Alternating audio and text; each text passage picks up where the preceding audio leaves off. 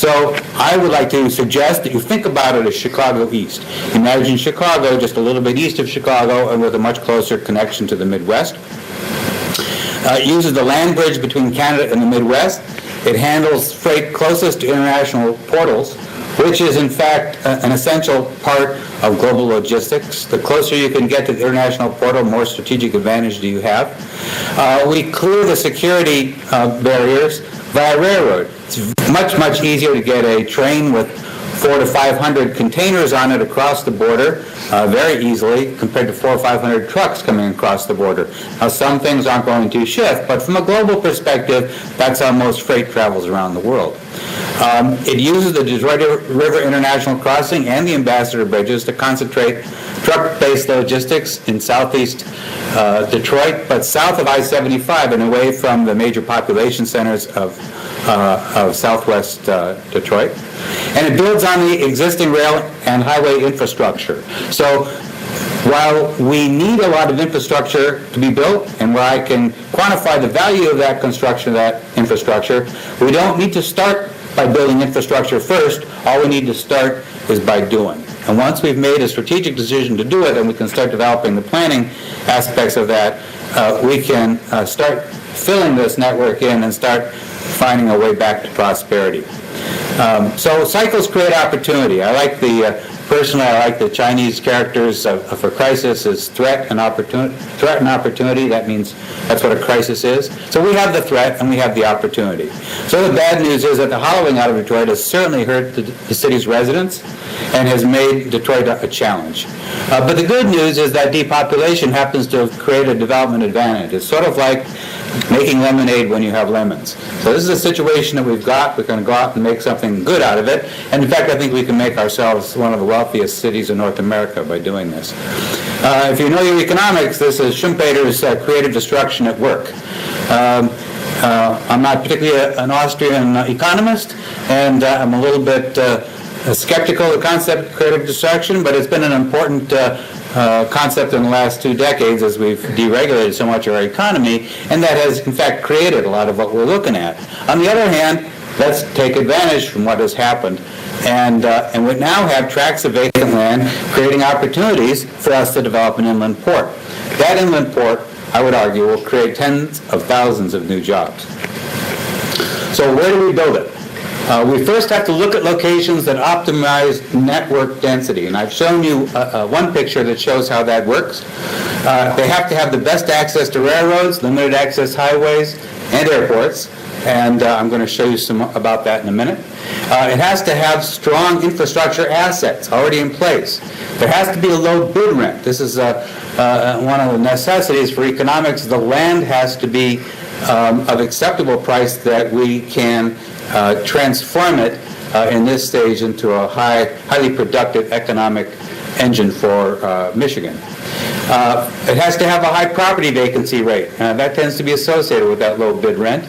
And we have to have large contiguous areas so that we can actually create what we call freight villages to take place here. What you see here, courtesy of Kurt Metzger and Data Driven Detroit, is a really useful, instructive map that they've developed using census data as well as direct on-the-ground surveying for vacant properties. And what you see, the darkest color in these maps, are areas where we're looking at 50 to 100% of the property being vacant lots in terms of residential parcels. And this fairly reasonably corresponds as well to industrial usage, although there's more industrial usage than you might know, because that's not what people ordinarily look at. But if you look at these, I look at these threats as opportunities, and I'll show you why. So here is our rail network, courtesy of John Sayce of our economics department and of Sayce Associates. So he's done a lot of work to try to help us map out where these places are, and what you see identified is the interstate highways marked and the Canadian highway equivalent marked. What you see and that's in white, And in the dark color, you see the lines that are the railroad system that we have, currently operating railroad system. And all the names, I'd like to say you're going to get these, you have to memorize these for the exam at the end, but I'll be nice.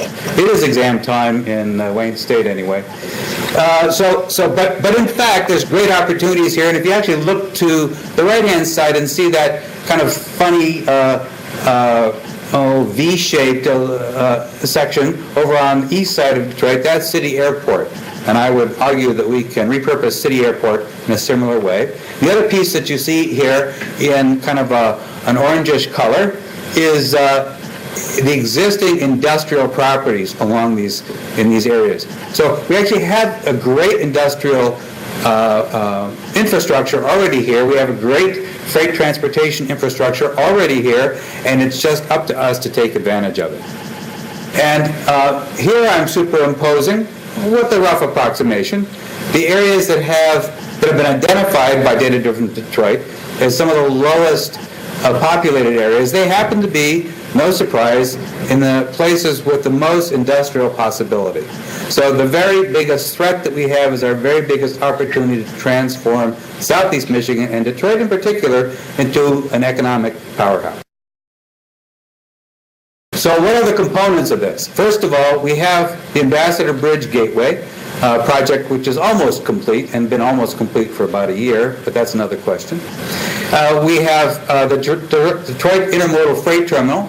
This is a $400 to $500 million project consolidating rails down and access down in the Livernois Yard, and has in some ways not quite had all of its economic rationale put together. How does it fit to the whole regional economy? But it's a very powerful component of this overall strategic, systematic plan. We have the Detroit River International Crossing, which is the anticipated new bridge, for which there's breaking news in this morning. So I've been getting it on my iPhone as I go. Breaking news that Canada has offered $550 million for us to get Michigan's share paid for. They're willing to get it done. And what a great story that is. It's a little scary story that we're falling to that. But hey, whatever it takes to get it done, we can get that bridge done. That bridge is an incredible economic asset, will be an incredible economic asset for our survival and for our success as a region. The next I have anticipated is the Detroit River International Crossings Freight Village. A freight village is kind of a European term. We call them inland ports, but freight village is in many ways very descriptive, and it's an area where all the logistics operations can be concentrated. And we concentrate those so we have the least amount of transportation going from section to section within this overall Detroit regional complex. I also include the anticipated need for a CP intermodal yard that's bigger than the one that they have. They currently have the Oakwood yard. Actually, I showed you in the northwest section of the city. But they need to expand if they're going to make this their Midwest destination. And I think we need to convince them that this is the place they should be planning to go. Nothing against Chicago, but it's very congested, and we can offer you some more opportunities that you're not going to get in Chicago. Along with that CP intermodal yard is a necessity for a CP freight village. And I call it a CP freight village, just like I call it a DRIC freight village, to associate it with the infrastructure that I'm talking about here, not with ownership necessarily. This is it's one that can take the freight coming off the DRIC bridge, as I said before, or the CP, or as I will say in a minute, the CN, and be a very close connection to where that freight comes off the rails and can be distributed to an intermodal freight operation that can do the logistics, sort and segregate, repackaging, all kinds of value-added activities, and that will make a concentrated economic activity and jobs in those areas. The next piece is the CN intermodal yard, which is a major component of this, and the CN intermodal yard needs to be along the CN line. But it's something that I think we can interest them in.